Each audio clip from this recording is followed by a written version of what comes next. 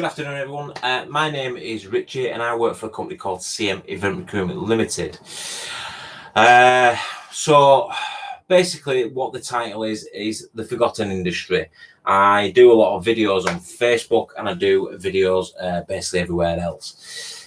So if you can keep the comments nice and polite, please. Let's not get any abuse. Let's not do any abusive things on here. Let's try and keep it nice. So basically, what it is, the forgotten industry. So the whole hospitality and events industry has been completely ignored. From day one, the support was given. There were people that actually slipped through the cracks of this support and haven't had any support from day one. Right, so the support that was given at the very beginning, fantastic, brilliant. It was okay. There were all kinds of things. There were like grants. There were bounce back loans and everything, and the furlough scheme which came into effect, which helped a lot of businesses be able to keep themselves open for the time being. However, the furlough scheme is getting wound up by Mr. Sunak and getting wound up by Mr. Johnson. So basically, it's coming to an end. What's happening is this month is the furlough scheme has been told that employers now have to contribute towards the pension and national insurance as of August. So this month it's pension and national insurance. If an employer cannot contribute towards the pension and national insurance, they have to remove everybody that's on furlough off of furlough, thus making them redundant, thus making their job disappear. Job's still there, but it's not there, if you get what I mean. Then in September, the business that's not been trading, that's not been bringing any money in since March, has to then contribute towards the 10% and the pension and national insurance. But a business that's not been trading and bringing in any money can't do that. So how does the government expect that to happen? And then in October, 20% they have to contribute, and again they've got to contribute the pension and national insurance. But a business that hasn't been trading since March, how is that possible? How can they do that? How can a business that has been shut, that has not just shut of their own accord, but been shut and been told to shut, how can they contribute any money towards anything when they've not got any money to do that with? I can tell you now, not able to do it. They don't have a money tree, because let's face it, if we could all grow money trees, we'd all be doing it. And not that, but you've got... so they've got to take everyone off furlough, thus making all them people not have any money whatsoever. So if you remove everyone off furlough, that's putting a lot of people out of work. For them people that working, they've got to then be made redundant. So redundancies with the furlough being removed are going to rocket through the roof. Businesses that haven't been making any money, they're then expected to pay redundancy. If you've been there for over 2 years, if a business hasn't been making any money, how is a business expected to contribute or even pay towards making somebody redundant? They can't. So the only other option is to make your business insolvent, thus making your business shut down. That way they can actually then apply for help from the government to pay redundancy to the staff that they've had to make redundant. But the business isn't insolvent, it's still a viable business, and the reason why it's not been able to make any money or bring any money in is because they're shut down, because they've been told to shut down, not because they've shut down because they said, oh, I'm going to take a few months off and have a break. No, not the case at all. They've been shut down because they've been told, they've been ordered, they've been given rules and regulations that they cannot open, and they have to shut down. And now they are being told that no matter what, whether they've been open or not, they now have to pay out money that they do not have. Explain the logic in that to me, please, because it's not logical. You are putting Mr. Sunak and Mr. Johnson are putting us, the events and hospitality industry, in the same bracket as people that have been able to open and bring money in. You can't do that. One size doesn't fit all. We're not you can't tar us with the same brush as everyone else, because they've been able to reopen. You've allowed retail shops to reopen. You've allowed supermarkets to obviously remain open. You've allowed other things to stay open, and you've allowed things to reopen now. And you've told us in the events and hospitality industry and its suppliers, you cannot open. You cannot make money, but even though you cannot make money, you still need to pay out money you do not have. Explain the madness there. Explain that to me. I don't get it. Don't understand it. You are effectively making that business put more strain on itself, put more problems on itself than needs to be, and basically putting people out of work for the simple fact that you're saying that they have to mandatory pay towards this furlough scheme.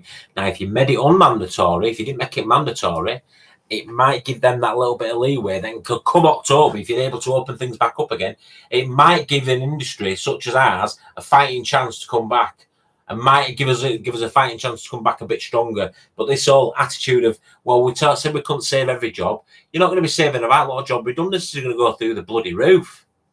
More people are going to be out of work, putting more strain on the welfare system, putting more strain on the DSS. That's what it's going to be, because businesses have no choice. They've got no money coming in. They can't make people. They can't pay anything towards it. They can't pay them a wage. There's no work there to bring them back, so they can't pay them anything. So there's going to be redundancies clearly, and then they're going to struggle with that. So businesses are going to shut. You can't expect them to pay towards something when you've not enabled them to make any money to trade. It's a madness. It's an absolute madness. So I don't understand it. And then this whole industry that's literally brings in, I mean, I've read 40 billion, I've read somewhere 100 billion. Regardless, still 40 billion pounds a year is a lot of money. 100 billion is a lot of money. This industry's brings this in, but yet just ignored completely, just blanked. You're all in the same boat. You're the same boat as restaurants and pubs that are able to reopen. No, we're not, because we are the background people, so we're not in the same boat. But those restaurants and pubs, we're going to make it so they've only got to pay 5% VAT. But everybody thinks, oh, hospitality and events industry's got 5% VAT, they've only got to pay 5% VAT. No, it's not. No, it's not. It's for that only, for pubs and restaurants. It's not for everybody else. Everyone else is still paying the 20%. It's for pubs and restaurants. Suppliers are still paying 20%. There's no difference there whatsoever for the people in the background, the people that make the industry work, the people that work hard in the background, the people that when you walk into your concert or your party or your bar mitzvah, your christening, your wedding or whatever, these people that have been there from 4 o'clock in the morning working the backsides off, so that when you walk in, it's all lovely and nice, and quite literally, you say, right, well, I want to order some food, and someone walks. All that happens because of people in the background, people that are literally just, the reason why you don't see them and they don't exist is because that's how good they all are to make it seamless, to make it so that you don't notice them, because that's what we are supposed to do. We're supposed to be in the background. We're supposed to be in the shadows. We're not supposed to be seen. And that's why we're ignored. And that's why everybody thinks, well, restaurants and pubs, it's just restaurants and pubs that got given. And everybody thinks, well, what about these grants you were all given at the beginning, about their business rates relief grants? Well, what about all them? But if that's what they're called, I don't know if that's what they're called. Well, I'm going to tell you something about them as well. Businesses, such as the one I work for, have still had the same amount of money to pay out every month. Their money hasn't reduced. Well, it might have reduced a little bit, but it won't have reduced a great deal. So if a business was given £10,000 grant and their outgoings have gone from 6,000 to 4,000 a month, do the math. Do the maths. Sorry, I'm talking American then. Do the maths. £4,000 a month, 10 grand, 2 months. We've been out of it now for 5 months. So all these people that say, well, what about those grants? What about you got them grants? What's up with you? You got them grants? What's up with you? Right, okay. Right. Do you work in industry? No. Do you run your own business? No. Shut up then. Because it's all good saying, well, you got those grants. Those grants. It's been 5 months since we've all been shut. A lot of places reopened. Everybody's thinking, oh, we're all back to normal. No, we're not. We're not back to normal at all, by no means. We're far from it. A lot of places, a lot of people are still not working. A lot of businesses are still shut. And those grants that everybody keeps saying, well, you got them grants, probably gone. More than likely, they've got a couple of pound left in bank, and that'll be it. And when I say a couple of pound, I don't mean a couple of grand. I'm talking literally a couple of pound. Like £2, £3 or £4 or something like that. A couple of pound. But everybody's like, oh, well, you got them. But that solves everything, doesn't it? No. So we can't reopen. We can't reopen. We're not allowed to reopen. We've been told we can't open. So quite literally, we're shut down. And we're not been given a time or a date of when we can reopen. Hang on a minute. Right, hang on. So, yeah, so I don't know what's going on with my microphone anyway. I hope you can hear me. We're not been given a time or a date when we can reopen. Government are now saying that basically come October, everything stops. So you're on your own. Tough doo-doo. And we're going to review having mass gatherings in November. You're going to remove all the little support that you've given in October for you to review it in November. What are you talking about? Are you for real? You need to be reviewing the numbers now, not in November. You need to be reviewing the numbers now, because if we're gonna even have Christmas stuff to do, all of us, we're gonna need to get cracking on it now. But basically, they shut everybody down in this industry, and they've said, come end of it, you need to be supporting on your own. We can't support on our own because you're not allowing us to reopen. You're not allowing us to trade. You can't remove support. And you're not allowing us to trade with the restrictions and the regulations that you put in place. We can't do it. Businesses are closed when you told them they could reopen because of the restrictions, because it's not feasible. It's not viable. You're right, a place where you can have 50,000 people, but you can have 50,000 people at this place, but we're allowing you to only have 5,000. It's not worth it. You're going to be losing money, and then everybody's like, oh, you wait a minute, well, you've got these bounce back loans. So a business that's shut, business that's not making any money, has then got to risk getting a bounce back loan with great rates, might add. And it's basically been given to you just like that with great rates. The business that's not been open, that's not been able to trade, goes out and gets this bounce back loan, still can't trade. But once they've got it, from that date they get it, they've got a year where they'd have to pay it back. So if you've got a bounce back loan in May, you've got till May next year, right, to start paying it back. But you've not been trading. You've not been able to open and trade. So you're basically robbing Peter to pay Paul, and then come May, you've got to start paying it back. So you've got to put your business in debt. And a lot of people out there that have still been trading and still making money, that have been able to adapt and take their businesses online, they've got grants, they've got loans, and they're okay because they've got all that cash, because they're still trading, they're still able to make money, and they're still able to do all that, but they've been given all that. But yet industries like ours, who have been shut, have basically been given that, and it is literally just keeping us alive right now, just keeping us alive.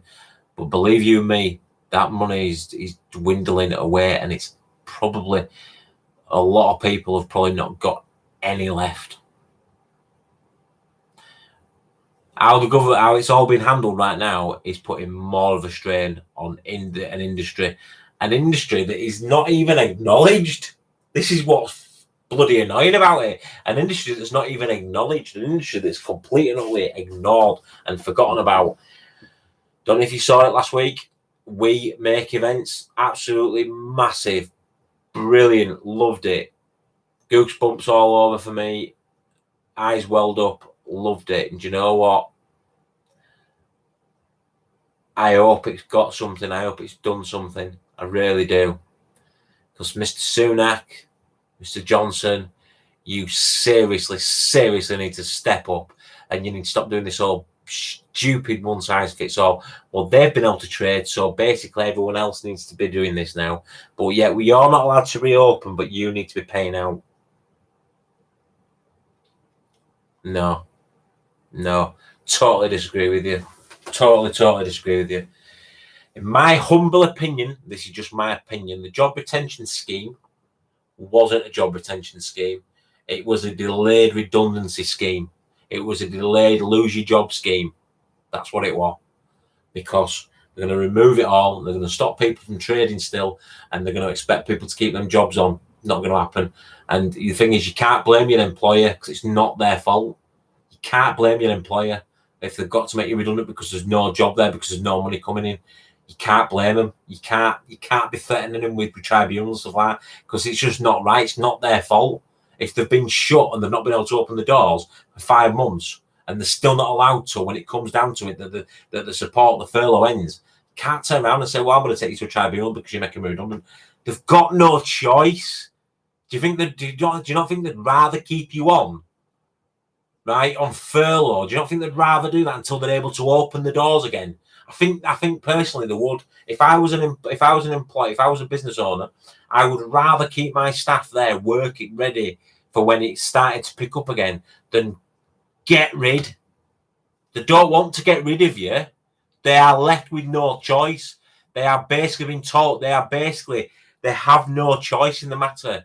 The company has no choice in the matter. And I'm not saying that's the case for every company, but I'm saying that that's the case for a lot of them. I'm done now. So I'll speak to you all later. Again, let's keep comments nice. Let's get these videos shared. Let's get out there. Because the thing is, this industry needs to be listened to. Hospitality events industry and its suppliers seriously have dropped through the crack. Considering businesses that are that massive, an industry that's that massive has dropped through a crack. The crack must be as big as the Grand Canyon. That's all I've got to say. Anyway, I'll talk to you all soon. Have a lovely Monday. Enjoy the rest of your day. Take care of yourselves. Stay safe. And God bless. Bye-bye.